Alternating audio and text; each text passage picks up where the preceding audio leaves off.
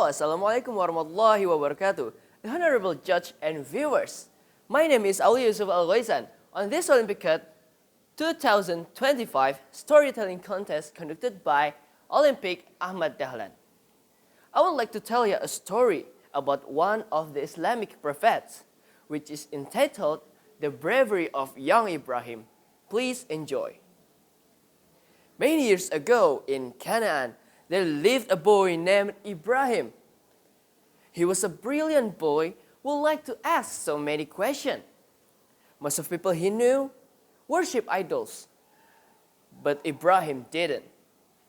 The people had forgotten the message of the Prophet Adam who had consulted with them.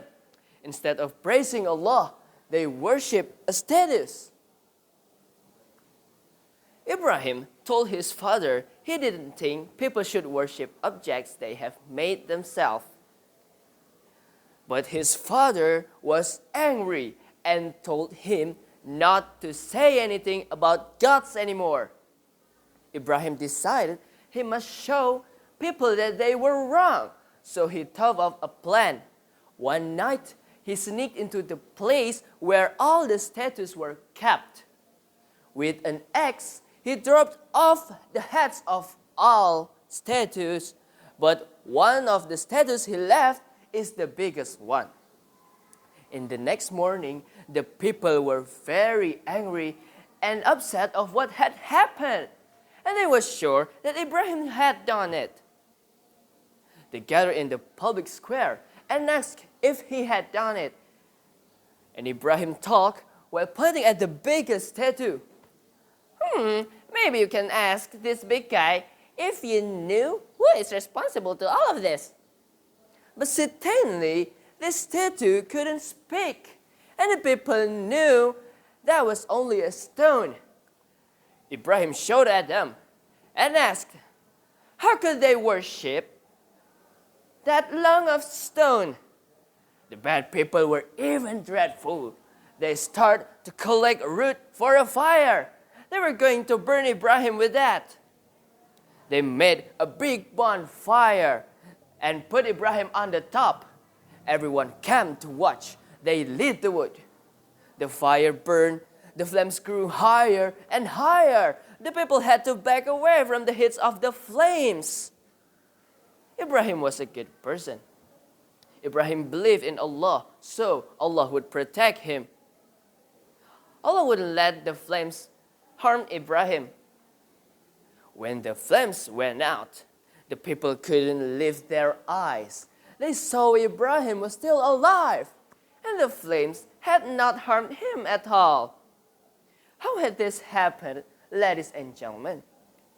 They all knew it was a great miracle, and they fell to their knees.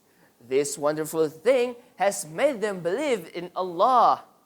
Unfortunately, some people would still not listen. They thought Ibrahim was just a magician. Meanwhile, Namri, the king of Canaan, heard all about Ibrahim. He wanted to talk and ask him about Allah. So he summoned Ibrahim to his palace. Hey Ibrahim, the Lord of yours, what is him? Asked Namri. Allah can do all things. He could give life and death to anyone or any creature, replied Ibrahim. Oh, I could do that as well, said Namrud. And he commanded his soldiers to bring two men in. He ordered one to be killed and the other to be saved. Then he said, see, I and Allah are just the same. Young Ibrahim, with his sharp brilliance, immediately knew that Namrud was stubborn. Allah bring the sun from the east. If what you say is true, bring the sun from the west, exclaimed him. Namrud was shocked, and certainly he was unable to do that. Instead of showing his ability to raise the sun from the west, he said to Ibrahim, show me that the Lord of yours can bring something back to life. With the power of Allah Almighty, Prophet Ibrahim could bring 4 headless birds back to life. In his extreme stability, Namrud still didn't believe in Ibrahim's message. However, Allah gave him a punishment. Allah sent a mosquito inside his head through his nostril. Namrud felt a great pain that he would continually hit his head against any object, hoping to make the mosquito exceed, or simply because of sheer madness that resulted from the pain for 400 years until finally he died. The honorable judge and viewers, what is the moral of the story? This story reminds us of the narration of Prophet Muhammad SAW, in which he said, if you rely with the reliance, Allah will provide for you. Fire couldn't burn Prophet Ibrahim because Allah made it harmless for him.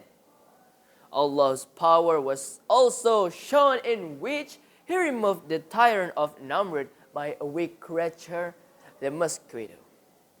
This story told us that stubbornness would prevent you from accepting the truth. That was all my storytelling video. I am Yusuf. I hope you have learned something here. Wassalamualaikum warahmatullahi wabarakatuh.